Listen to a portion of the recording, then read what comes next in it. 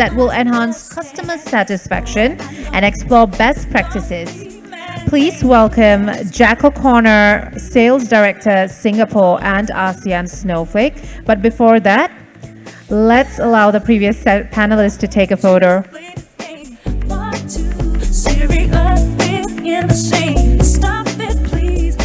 Looking good, get gentlemen.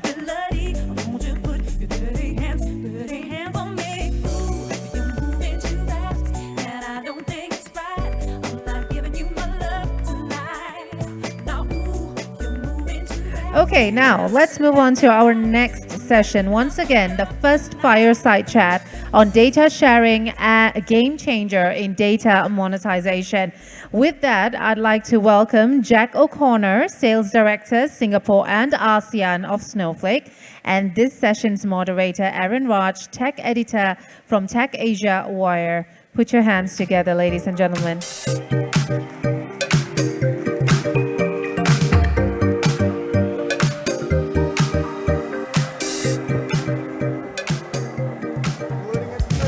Hi, everyone. So thanks for joining us for this session. With me is Mr. Jack Dorsey. Jack O'Connor. Got your name mistaken. From beard's Snowflake. Not as long. Yeah. And we're going to be talking about data and how you can make the most out of it. In this case, how you can monetize your data. Everybody talks about data being the new oil. I'm sure you guys heard that a lot. But how exactly do you make use of that oil? Where do you get that oil from? And that's where Mr. Jack is here to share with us. So I guess we'll just start the conversation going. And, my first question to you, Jack, data has been around for a long time. And, most businesses from startups to SMEs to enterprises, they all collect data and they have data with them. But what are the challenges they always face when it comes to, making use of the data or making the most of the data? Appreciate the question, Aaron, and nice to see everybody. Thank you, Wild Digital, for putting this on. So when it comes to challenges, what we're seeing is data resides in silos, either within applications or within enterprises, different business units.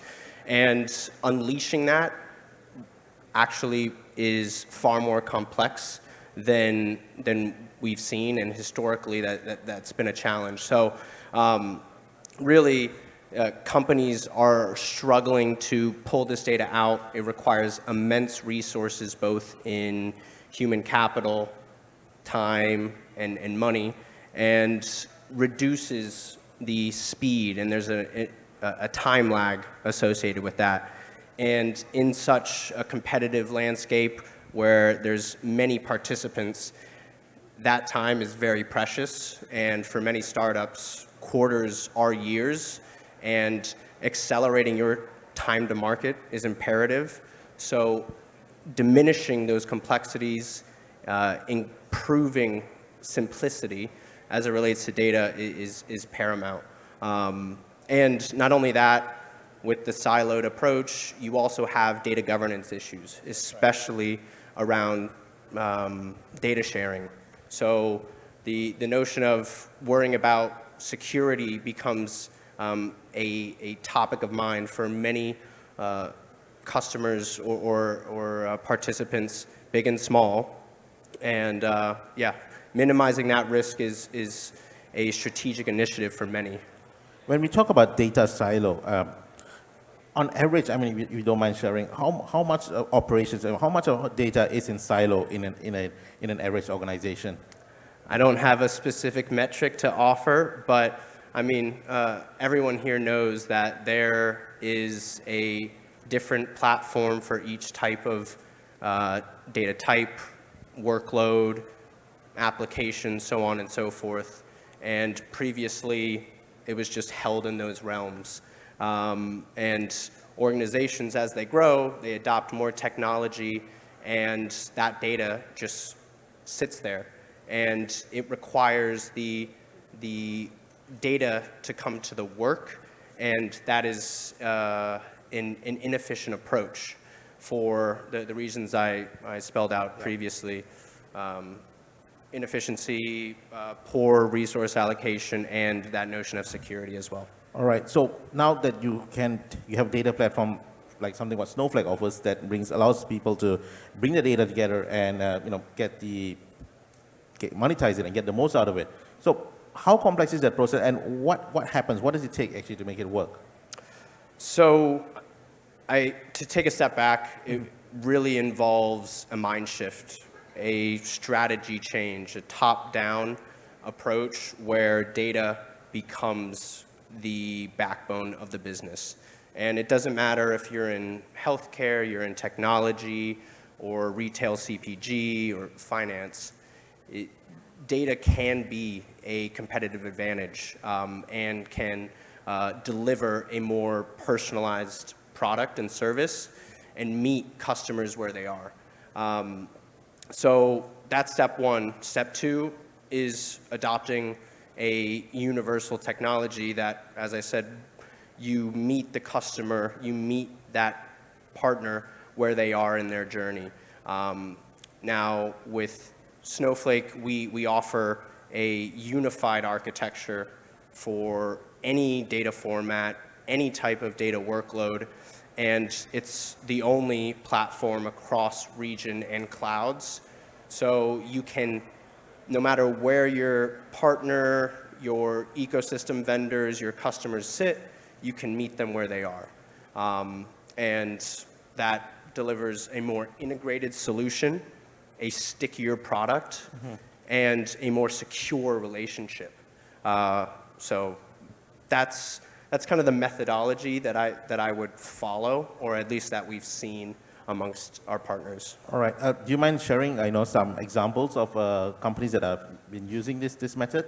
Certainly. So we've recently, or I would say in the last year, launched industry-specific data clouds to drive this data economy where businesses are integrating their data, they're sharing external data sets and integrating them with their own to drive better insights, and also monetizing that to create deeper relationships and uncover new business models, drive new revenue streams, and in particular, when I think of, let's say, retail CPG or e-commerce, Kraft Heinz is one of, we all know ketchup. What they wanted to do, and they've always done it, is share data with distributors and their retail partners to better understand consumer behavior. And what they're doing with Snowflake is reducing that resource allocation, developing a deeper relationship, and improving the security of it all so that they can better forecast demand, inventory, supply shocks, so on and so forth. And then a more digitally native business, I would say, would be Instacart. Instacart began working with us before the pandemic, but during COVID, they experienced, I think it was, they were doubling every 4 days. And they required not only something scalable and flexible, but they needed to immediately ensure that the inventory within the stores was what they were putting on their page. Because if customers are clicking on it and say, hey, I'd like this delivered today, and it's not on the store shelves, then you've got a problem. And that negatively affects the customer experience because now they don't trust the platform and they won't come back. So what they did is they used data sharing to connect with over 50,000 stores and ensure that their demand forecasting and their inventory management was within a very few percentages of I would say accuracy, or it was highly accurate. And then what they were able to do with that data sharing component is bring in advertisers to create a new business model, new revenue generating stream off the back of data sharing. That's very interesting. I mean, you mentioned this specific, this few industries, but I was wondering, when it comes to, like, even the financial industry and all that, there are concerns on, the data, sensitivity of data, and securing the data. So how can enterprises ensure that when monetizing the data, they are not breaking any regulatory or any issues with governance? So it goes back to that notion of meeting customers or your partners where they are. We all know in this area specifically, data residency is a huge topic of discussion. That's right. And for a company like BlackRock, they are re-platforming their Aladdin platform on Snowflake so that they can share data where customers are. They have hundreds and hundreds of financial institutions across the world that use this platform. And previously, the mechanisms of sharing this data were unsecure. They require inefficient resources, SFTP, API, or just sending a SV over email. And that has massive security implications if it ends up in the wrong hand, because you don't know once you deliver that data where it's going, what it's being used for. And what BlackRock is doing is deploying, is sharing data, no matter the region or the cloud, to their institutions or their institutional customers, so that they can have instant queryable data within their accounts with an easy click of a button. Yeah.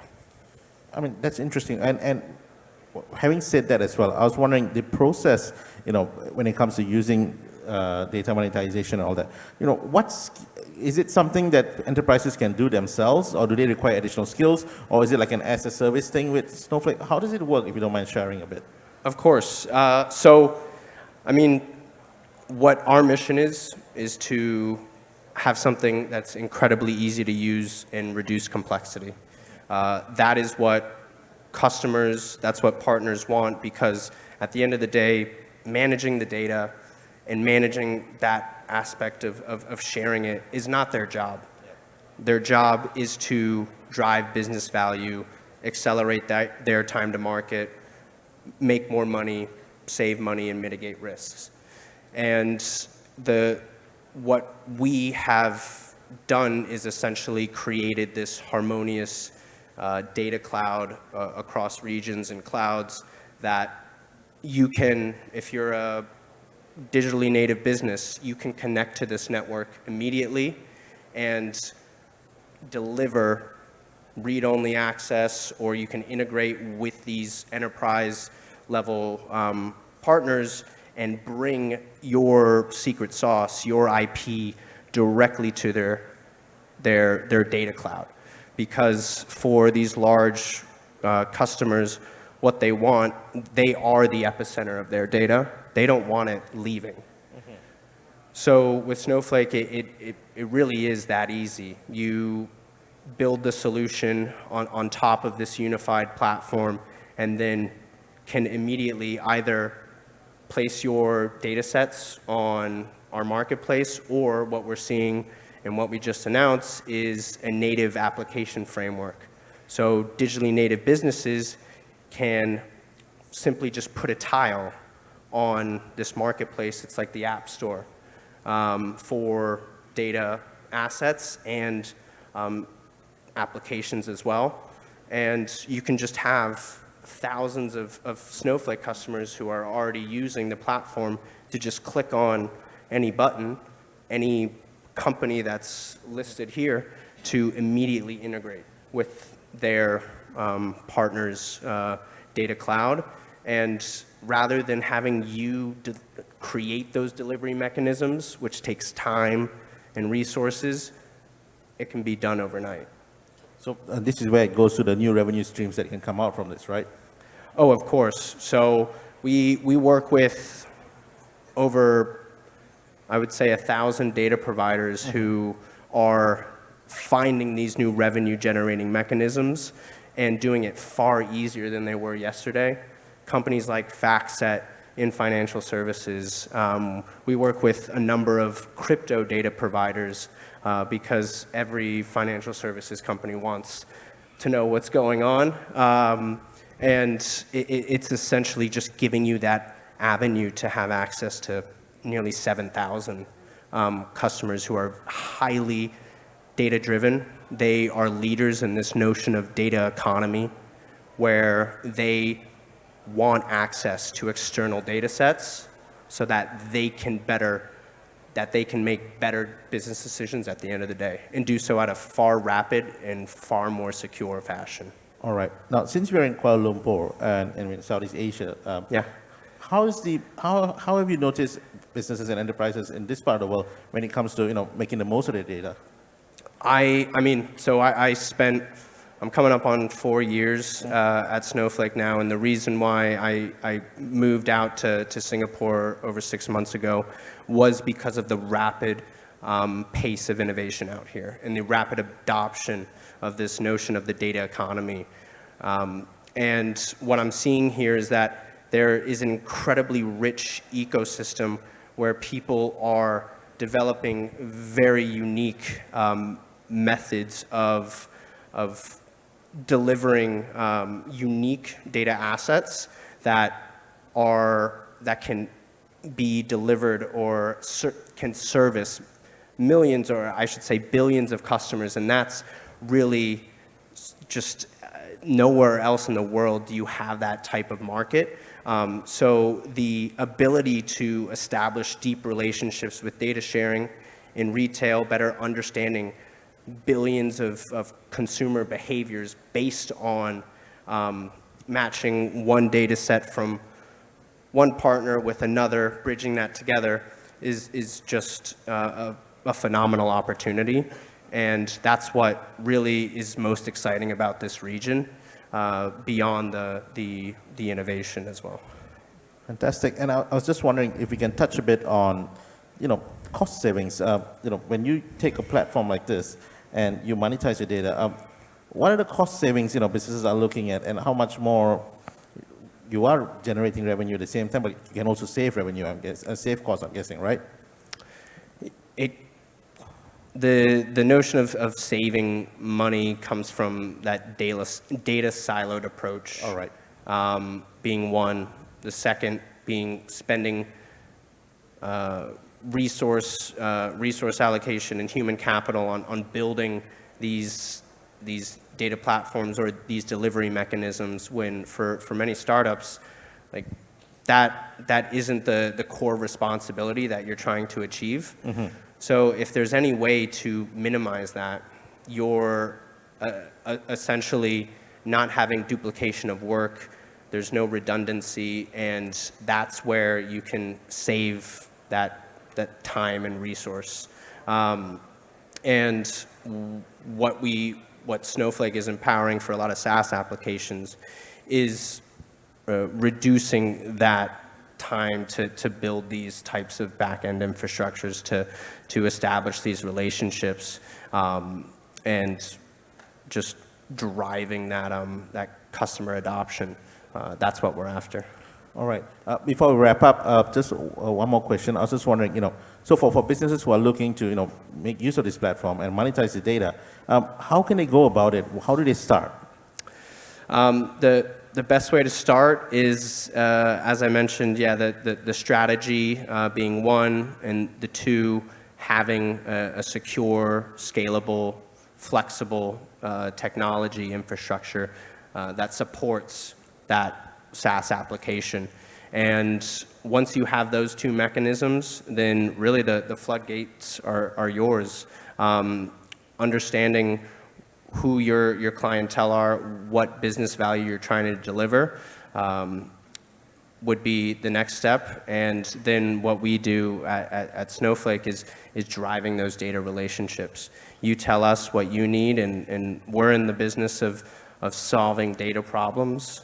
And we can either connect you with a partner who can establish those relationships, a data vendor that can enrich your data and have a better, more personalized customer experience, or just a strategic partner that is really bought into your growth.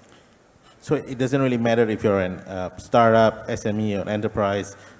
Snowflake is able to cater something for each of them, basically. Oh yeah, we work with 4-person startups in a garage, or your Fortune 10 companies. That's the beauty of Snowflake.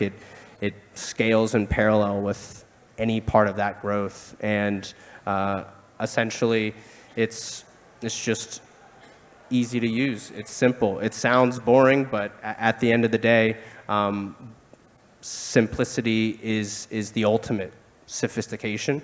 And once you obfuscate all of the headaches of managing data and sharing that, then you can really do something, and you can really grow. And for a lot of digitally native businesses out there, minimizing your time to market and creating a avenue to profitability is really what will ensure that you are successful and you can continue on. All right. I realize we still have got 5 minutes, so I was thinking maybe, can we open the floor to questions if it's possible? If there's any questions you guys would like to ask Jack from Snowflake on data monetization.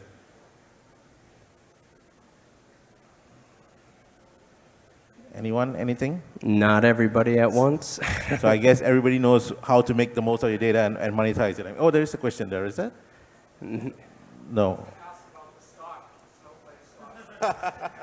I'll refer to our earnings call. That was 2 weeks ago. All right. If there's no questions, then I think we'll wrap the session up. All right? Yeah, it's been a pleasure, Aaron. Thank you so much for your time, and thanks again, everybody, for your participation and attendance. Have a good one. Thanks, everyone.